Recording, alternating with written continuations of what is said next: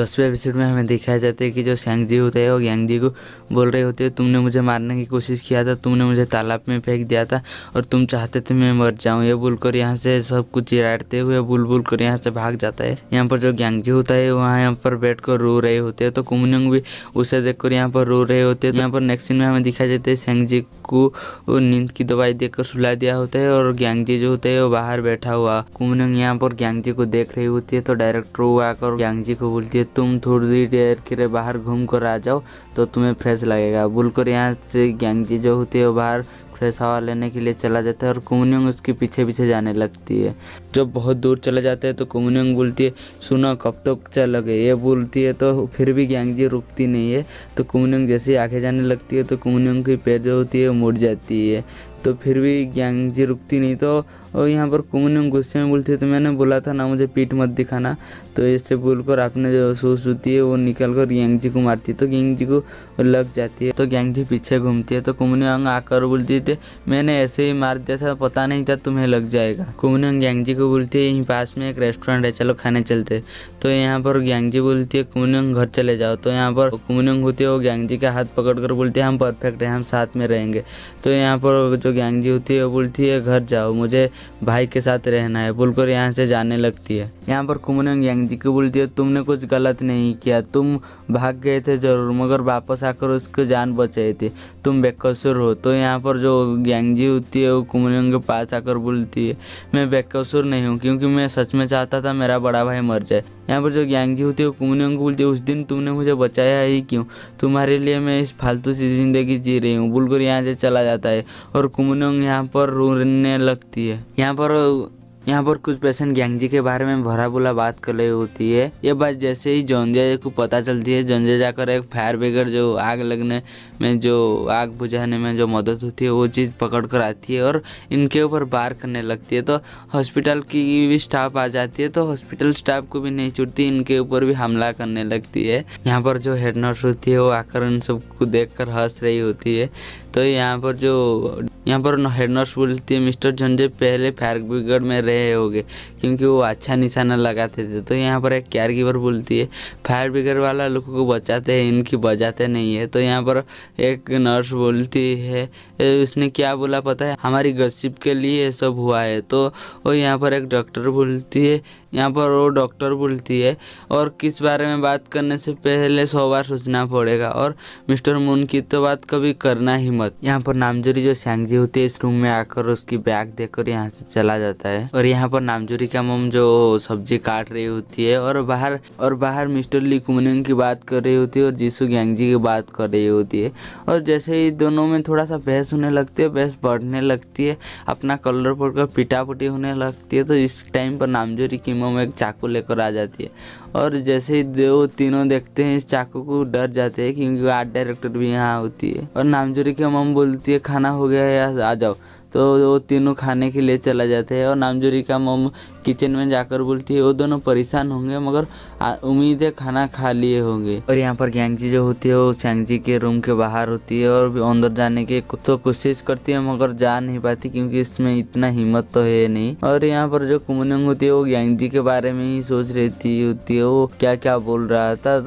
तो उसको जो एक फूल दिया था इसको भी वो देख रही होती है। और जैसे ही सुबह हो जाती है तो डायरेक्टर वो आकर जैसे ही यांग-जी को देखते हैं तो सैंग-जी के पास जाकर बोलते हैं मैं तुम्हारे भाई को थोड़ी देर के लिए ले जा रही हूँ, तुम बाहर जाकर फ्रेश हवा ले लो और लैट्रिन बाथरूम भी कर जरूर आ जाना, बोलकर यहाँ पर यांग-जी को पकड़कर यहाँ से ले जाते हैं। यहाँ पर डायरेक्टर वो यांग-जी को अपने रूम में ले जाते हैं और एक चीज देते हैं खाने के लिए, बोलते हैं ये खा लो, ये भूखे आदमी के लिए सही होता है। और बोलते कभी 3 लेगेड रेस में भागे जिसमें से 2 आदमी का एक पैर बांधा होता है और उन दोनों को भागना पड़ता है। मैंने 1-2 बार भागा था लेकिन बीच में गिर जाता। तो यहाँ पर और बोलती है तुम और तुम्हारे भाई एक 3 लेगेड रेस की तरह हो, दोनों की ही जरूरत है। तुम एक गिर गया और एक मजबूती में खड़ा रहा तो दोनों कभी नहीं गिरोगे, बोलती है। और यहाँ पर डायरेक्टर बोलती है तुम आज सैंग-जी की काम आ रहे हो, क्या पता कल सैंग-जी तुम्हारी काम आ जाए। यहाँ पर यांग-जी बोलती है मुझे लगा मेरा भाई इस बारे में सारे की बात भूल गया होगा, तो यहाँ पर डायरेक्टर बोलते हैं मगर ऐसा हुआ है नहीं है, क्योंकि ऑटिज्म की पेशेंट जो होती है अपना दिल की बात पहले तो बोलने से घबराते हैं, नहीं तो उनका बोलने का तरीका अलग होता है। तो यहाँ पर डायरेक्टर बोलती है कोई बात नहीं, तुम काम पर लेट जाओ। तो यहाँ पर गैंगजी होती है वो हैरानी से डायरेक्टर को देखती है। तो डायरेक्टर बोलती है वो मिस लियारम के प्रति तुम्हारे ऊपर केस नहीं करेंगे क्योंकि मैंने इसे ब्लैकमेलिंग किया। तो यहाँ पर जो गैंगजी होती है वो कुछ बोलता नहीं है। यहाँ पर हमें हॉस्पिटल में दिखाया जाता है कि एक केयर गिवर जो होती है जंजे को मेडिसिन खिला रही होती है, मगर जंजे को बहुत ही गुस्सा और इसकी उंगली चबा देती है और छूटती नहीं है, वो चिल्लाता रहता है। तो इस टाइम पर जो होती है वो गैंगजी एंट्री होती है। तो गैंगजी को जैसे ही देख है जॉन्जे तो छोड़ देती है। यहाँ पर गैंगजी होती है उसके आगे और को साइड में ले जाती है। इसका जो काटा हुआ होता है इसके ऊपर वो बैंडेज कर रही होती है और तुम उसको जबरदस्ती मेडिसिन क्यों खिला रहे थे। तो यहाँ पर और एक कैरगिवर वो बहुत चालू है, वो खा नहीं रहा था, वो बहुत कोशिश करके अपने हाथ इसकी में मुंह पर जब लेकर गए वो जानबूझकर काट दिया था, क्योंकि वो बोला था तुम्हारी बात मैंने ही फैलाई थी। तो यहाँ पर गैंगजी को जैसे बात पता चलती है गैंगजी को बहुत गुस्सा आती है और बोलती है तुम्हारी उंगली पर बैंडेज नहीं, तुम्हारे मुंह पर पट्टी बांधना चाहिए, बोलकर यहाँ से चला जाता है। यहाँ पर जैसू गैंगजी का हॉस्पिटल आती है और गैंगजी को बोलती है तू जब मेरा कॉल नहीं उठा रहा था ना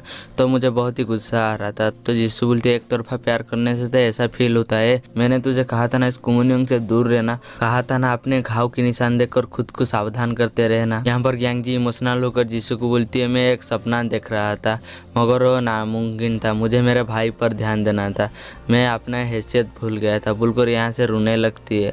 और नेक्स्ट सीन में हमें यहाँ पर दिखाया जाता है कि जिसू सांगजी के पास जाती है, एक पिज्ज़ा का बॉक्स देकर बोलती है मुझे अपने रेस्टोरेंट में खुला छोड़ कर आया हूँ, मुझे जाकर ढेर सारा पिज़्ज़ा बिकना है, तो मैं जैसे ही आऊँगा इस डब्बे खाली हो जाना चाहिए, बोलकर यहाँ से जो जिसू थी है वो चला जाता है। जैसे ही जिसू चला जाता है सांगजी उठकर वो पिज्ज़ा को खाने लगती है। तो दरवाजे में कोई खटखट करती है। तो जैसे ही जो सांगजी होती है वो दरवाजे के पास जाती है, एक बुक मिलती है उसे, उस बुक का नाम the murder of the beach of the west chapter 3। तो उस बुक को जैसे ही खुलती है उसको एक चीट मिलती है, इसमें लिखा होता है कि किल योर ब्रदर। उस चीट को अपने पकड़ में रख लेती है और बुक को देखने लगती है। तो हमें यहाँ पर दिखाई जाती है हेड नर्स सांगजी को देख रही होती है और हेड नर्स जैसे ही जाती है तो वो यहाँ पर देखती है मिस पार्क ओग्रान उस पेंटिंग को गौर से देख रही होती है और हेड नर्स उसे देखने लगती है। यहाँ पर कुमुनियंग गैंगजी को कॉल करती है मगर गैंगजी कॉल ही उठाता नहीं है और जैसे ही गैंगजी बाहर जाती है तो कुमुनियंग को देखती है। कुमुनियंग पास आकर अपना हाथ गैंगजी के गाल के पास लेकर बोलती है तुम चूसे हुए आम की जैसे हो गई हो। तो यहाँ पर गैंगजी बोलती है यहाँ पर क्यों आए हो। तो यहाँ पर जो कुमुनियंग बोलती है काफ़ी दिन से तुम घर नहीं आए हो ना, इसलिए तुम्हारे लिए चड्डियाँ लाई हूँ। और कुमुनियंग यहाँ पर चड्डी की कंपनी के नाम बोलने लगती है। तो गैंगजी बोलती है मेरे पीछे आओ, बोलकर यहाँ से चला जाता है। कुमुनियंग जाकर चड्डियाँ जो होती है वो यहाँ पर टेबल में रखकर यहाँ पर एक नर्स को बोलती है बाय गाइज, बोलकर यहाँ से चला जाता है। तो उस नर्स जाकर उस चड्डिया को देखने लगती है और बोलती है आज पूरा कंफर्म हो गया हूँ, इस दोनों का अफेयर चल रहा है, बोलती है। यहाँ कुमुनियंग यहाँ पर बोलती है जो हुआ अच्छा हुआ, आज से तुम मेरा गुलाम बनकर नहीं जियोगे। तो यहाँ पर गैंगजी बोलती है गुलाम। तो यहाँ पर कुमुनियंग बोलती है मुझे पता है तुम मेरे साथ रहना पसंद करती हो, मेरे साथ तुम मजा करना चाहती हो। तो यहाँ पर गैंगजी बोलती है नहीं, मैं मेरे भाई के साथ रहना चाहती हूँ। तो यहाँ पर कुमुनियंग बोलती है तुमने जो वादा किया था उसका क्या। तो यहाँ पर गैंगजी बोलती है मैं जिंदगी में पहली बार मजे कर रहा था, इसलिए मैं जूस में आकर वादा कर दिया। यहाँ पर गैंगजी होती है कुमुनियंग बोलती है तुम मेरे लिए दिवाली की पटाखे जैसे हो, एक बार फट गई तो खत्म। तो यहाँ पर जो कुमुनियंग होती है वो यहाँ पर रोने लगती है और गैंगजी यहाँ से चला जाता है। तो कुमुनियंग जोर से पीछे से रोते हुए बोलती है नहीं मैं कोई दिवाली की पटाखा नहीं हूँ, मैं एक बम हूँ, मैं एक बार फटूंगी तो सबको अपने के साथ ले जाऊँ। और गैंगजी को भी ये सब कर अच्छा नहीं लग रहा होता है, गैंगजी भी यहाँ पर रोने लगती है और कुमुनियंग भी यहाँ पर रोने लगती है। यहाँ पर वो सिचुएशन ही ऐसी है और गैंगजी यहाँ पर और कुछ कर भी नहीं सकती। कुमुनियंग यहाँ से घर आ जाती है। तो जैसे ही घर आती है उसको एक खाली खाली सा लगता है और यहाँ पर कुमुनियंग भी और ज्यादा रोने लगती है। यहाँ पर मिस्टर ली आर्ट डायरेक्टर को कुमुनियंग की घर में भेजती है। तो आर्ट डायरेक्टर कुमुनियंग के घर के सामने बैठकर खा रही होती है और मिस्टर ली को बता रही होती है इस भूतिया महल में मुझे डर लग रहा है। तो यहाँ पर मिस्टर ली बोलती है राइटर का ध्यान रखना हमारी जिम्मेदारी है। तो यहाँ पर मिस्टर ली बोलती है तुम कर क्या रहे हो। तो यहाँ पर आर्ट डायरेक्टर को बहुत ही गुस्सा आती है। तो यहाँ पर आर्ट डायरेक्टर मिस्टर ली को बोलती है तुम मुझसे इज्जत से बात नहीं करोगे तो मैं नौकरी छोड़ दूंगा। ये बात जैसे ही मिस्टर ली सुनती है वो कॉल काट देती है। इस टाइम पर भी नामजोरी आती है, वो नामजोरी के पास चला जाता है और बोलती बोलती है चलो मैं तुम्हें हॉस्पिटल में छोड़ देती हूँ। ये बोलकर नामजोरी को हॉस्पिटल लेने लगती है अपने गाड़ी में, अपने खटार में। वो बीच सड़क में ही अपने गाड़ी जो होती है वो ख़राब हो जाती है, तो वो टैक्सी बुलाकर यहाँ पर जो होती है वो नामजोरी को भेज देती है और पीछे बोलती है अरे यार मैं इसके साथ टाइम स्पेंड करना चाहता था, क्या हो गया, गाड़ी ही मुझे धोखा दे दिया। तो इसका हाथ जब अपने जेब में जाती है तो पता चलता है कि इसका पर्स जो गाड़ी में छूट गया होता है और गाड़ी के पीछे भागती है। तो जैसे ही नामजोरी उसे देखती है थोड़ा सा स्माइल देती है।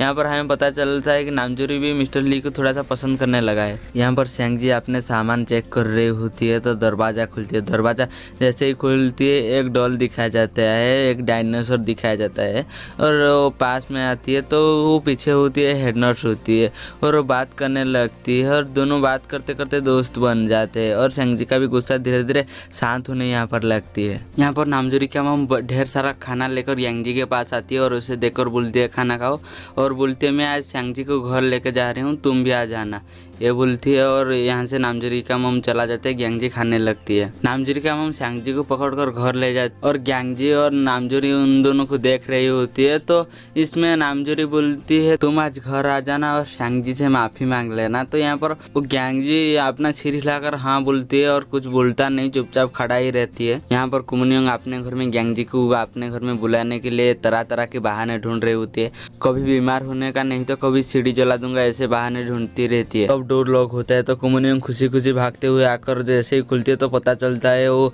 नामजोरी है। वो सोचता था ग्यांग जी होती है। तो यहाँ पर नामजोरी एक खाना का वक्त दिखाती है और नामजोरी बोलती है मैं यहाँ पर सेंग जी का कुछ सामान लेने आया हूँ क्योंकि वो कुछ दिन अपने घर में रहेगा। तो यहाँ पर कुमनियोंग इमोशनल होकर बोलती है ये उसका घर नहीं था क्या, ये बोलकर यहाँ से कुमनियोंग चला जाता है। ग्यांग जी यहाँ पर एक स्टोर से शॉपिंग करती है और पकड़कर अपने घर में जाती है। तो जैसे ही जाती है तो पहले सेंग जी को बोलती है मैं अंदर आ रही हूँ। सेंग जी यहाँ पर जो लिखा होता है, जो हॉस्पिटल से एक बुक से मिला होता है, जो चीट जो अपने भाई को मार डालो जो चीट होती है उसको वो काट रही होती है। जैसे ही ग्यांग जी का टर्न सुनती है सेंग जी जाकर एक अपना जो कबर्ड जैसा होती है वो अलमारी जैसा उसके अंदर घुस जाती है। ग्यांग जी अंदर जाती है और ग्यांग जी अंदर जाकर सेंग जी से माफ़ी मांगती है और रोने लगती है और सेंग जी भी अपना दिल बदल देती है और वो भी आती है उससे गले लगा लेती है और सेंग जी उससे फिर भी माफ़ी मांगते हुए रोता ही रहता है और सेंग जी ग्यांग जी को लास्ट में माफ़ ही कर देती है। नामजोरी सेंग जी का बेडिंग पत्थर पकड़ कर यहाँ से जैसे ही जाने लगती है तो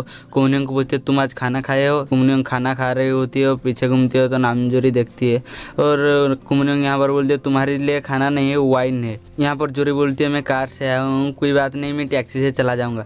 यह बोलकर आकर दोनों दारू पीने लगते हैं। तो यहाँ पर कुमनियोंग जोरी को पूछती है तुम्हें अब मुझसे डर नहीं लगता। तो यहाँ पर जोरी बोलती है हाँ लगता है ना, डर भी लगता है, गुस्सा भी आता है और जलन भी। जैसे ही जलन बोलती है कुमनियोंग जोरी को ही देखने लगती है। यहाँ पर जोरी पी कर जोरी को बहुत ज़्यादा चढ़ गई है और जोरी नशे में बोलती है मुझे तुझे एक थप्पड़ मारना है। तो यहाँ पर कुमनियोंग धीरे धीरे एक बोतल के पास अपना हाथ बढ़ाती है क्योंकि जोरी बार करेगा तो ये तो छोड़ेगा नहीं बोलती है। और नामजोरी खड़ा कर बोलती है तुमने बचपन में मेरा दोस्त छीन लिया और मैं जिसको पसंद करता था उससे भी तूने छीन लिया है बोलती है। और कुमनियोंग को एक चाटा लगाती है और कुमनियोंग को बहुत ही गुस्सा आती है। जैसे ही कुमनियोंग को मारने के लिए उठती है जोरी यहाँ पर बेहोश हो जाती है, इतने नशे में होता है ना इसलिए बेहोश ही हो जाती है। और यहाँ पर ग्यांग जी भी एक कोने में बैठकर कुमनियोंग और उसकी फ़ोटो देख रही होती है, जो कि वहाँ पर जो दोनों साथ में जो फ़ोटो खींचे रहे होते हैं ना, वो फ़ोटो देखकर यहाँ पर कुमनियोंग की ही बात सोच रही होती है और ग्यांग जी यहाँ पर क्या भी कर सकती है। और हमें यहाँ पर फिर से कुमनियोंग को दिखाया जाता है कि जो कि मिस्टर ली नामजोरी को लेने के लिए आ गए होते हैं।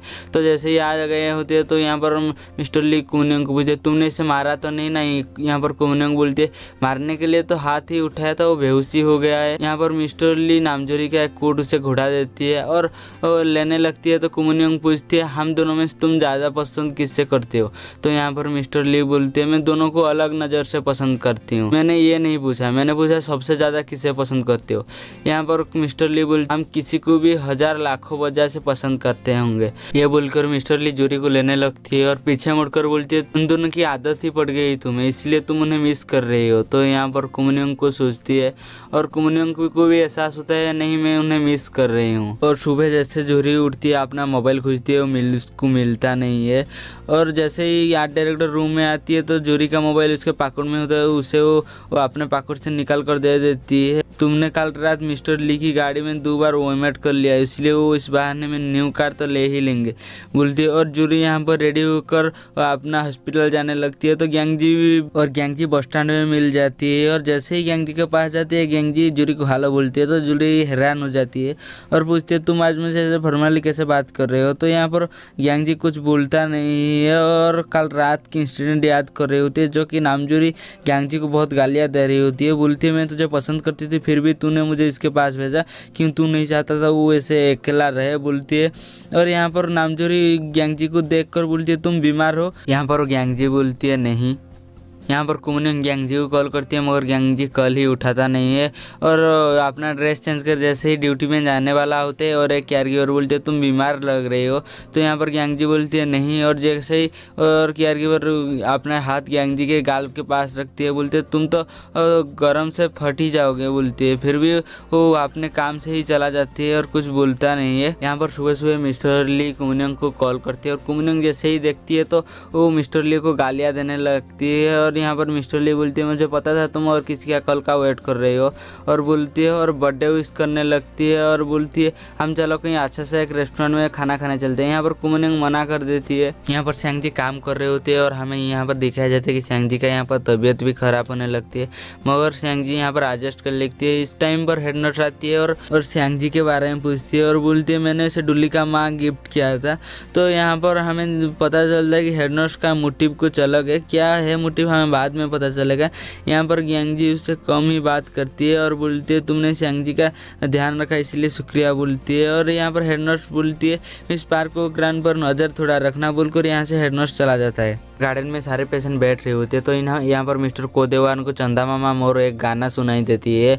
तो ये जैसे ही सुनाई देती है तो इस गाना की जहाँ से आ रही होती है यहाँ पर जाती है। तो यहाँ पर जैसे ही जाने लगती है यहाँ पर मिस पार्क को ग्रांड बैठे हुए होते हैं। तो जैसे ही मिस्टर कोदेवान पहुँचती है तो वो गाना तुम गा रही हो। यहाँ पर मिस पार्क को ग्रांड मिस्टर कोदेवान के कान के पास आकर बोलती है क्या तुम मुझे दोबारा मार डालोगे। ये बात जैसे ही मिस्टर कोदेवान सुनती है तो इसको गला दबाने की मारने की कोशिश करती है और बोलती है सारी डायन को मारना होगा बोलती है। और यहाँ पर गैंगजी जाकर मिस्टर कोदेवान को अलग करती है और मिस पार्क को ग्रांड को नर्स ले जाती है।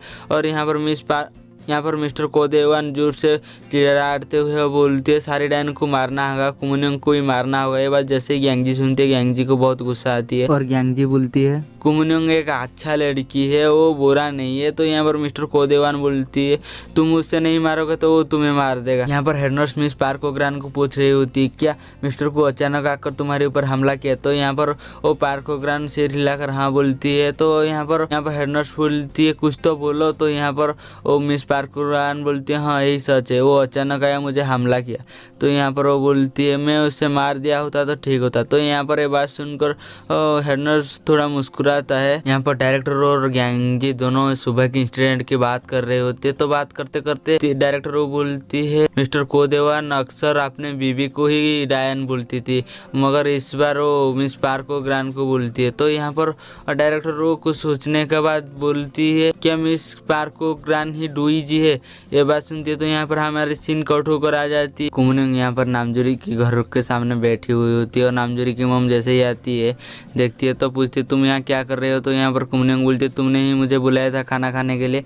तो यहाँ पर नामजोरी का मम जो होती है वो कुमनिंग को लेकर घर के अंदर चला जाते हैं और खाने के लिए देती है और बोलती है हैप्पी बर्थडे। तो कुमनिंग यहाँ पर हैरान से देखती है। तो नामजोरी का मम बोलती है सीपीट सूप तुमने मंगाया था तो मुझे इसीलिए लगा तुम्हारा बर्थडे होगा, तो ये मेरी तरफ से तुम्हारे लिए बर्थडे गिफ्ट। और पूछती है खाना कैसा है। तो यहाँ पर कुमनिंग बोलती है बुरा नहीं है। तो यहाँ पर मिस्टर ली और आर्ट डायरेक्टर आ रही होती है और मिस्टर ली कुमनिंग को गालियाँ दे रही होती है। और जैसे ही अंदर आती है तो बोलती है मैंने तुम्हें इतना कॉल किया मैसेज किया तुमने उठाया ही नहीं, मैंने बोला था बाहर डिनर करने चलेंगे। तो यहाँ पर आर्ट डायरेक्टर मैं आपके लिए बर्थडे सॉन्ग गाती हूँ। तो मिस्टर ली यहाँ पर ताली बजाने लगती है। तो यहाँ पर आर्ट डायरेक्टर गाना गाती है आप पैदा ही क्यों हुई, आप पैदा ही क्यों हुई, आप हो बहुत गंदी।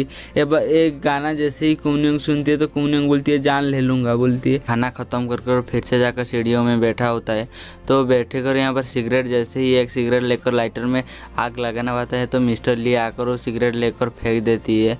तो यहाँ पर कुमनियोंग गुस्से में बोलती है वो मेरी आखिरी शिकार थी। तो यहाँ पर मिस्टर ली एक गिफ्ट देती है, बोलती है ये हमारे दोनों का दिल है, तुम बुक लिखती हो मैं बुक बेचती हूँ। तो ये बात जैसे ही सुनती है तो यहाँ पर कुमनियोंग बोलती है तुम चाहती हो ये ना मैं बुक लिखूँ। ये बोलकर कुमनियोंग बोलती है यहीं पर रुको बोलकर वो सैंगजी के मिलने चला जाता है। पर यहाँ पर सैंगजी जो होती है बहुत गुस्से में होती है, बोलती है पहले डोर नहीं खुलता, मगर कुमनियोंग ऐसे वैसे कर उसको ब्लैकमेलिंग कर डोर खुला ही लेती है। तो जैसे ही सैंगजी बाहर आती है वो बोलती है तुम धोखेबाज बेस्ट फ्रेंड हो, तुम्हें मुझे छोड़कर तुम मजे करने चले गए थे। ये बोलती है वो उससे बहुत गुस्से में होती है, वो जो भी बोलती है वो मानती नहीं है और फिर से सैंगजी घर के अंदर आकर दरवाज़ा बंद कर देती है और बोलती है मैं तुम्हारे साथ कहीं घूमने नहीं जाऊंगा बोलकर वो अपना एक ड्राइंग बना रही थी। 3 आदमी एक कैंपिंग कार में घूमने गए थे, वो चीर कर फेंक देती है। तो देखकर कुमनियोंग उससे उठाती है और उसे पकड़कर घर चला जाता है।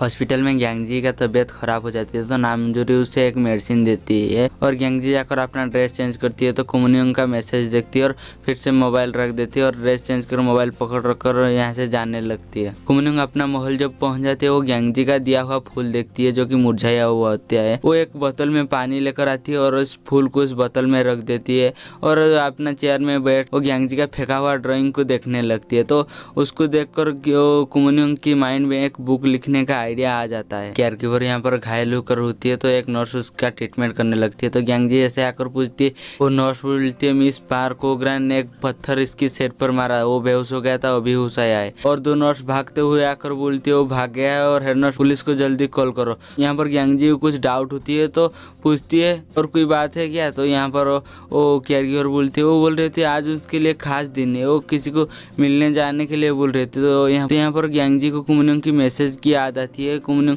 मैसेज में लिखा हुआ था कि आज इसके लिए खास दिन है। तो इसके साथ डायरेक्टर वो बोलती है डू जिन कोई मरा ही नहीं, वो पार्कोग्रान हो सकती है।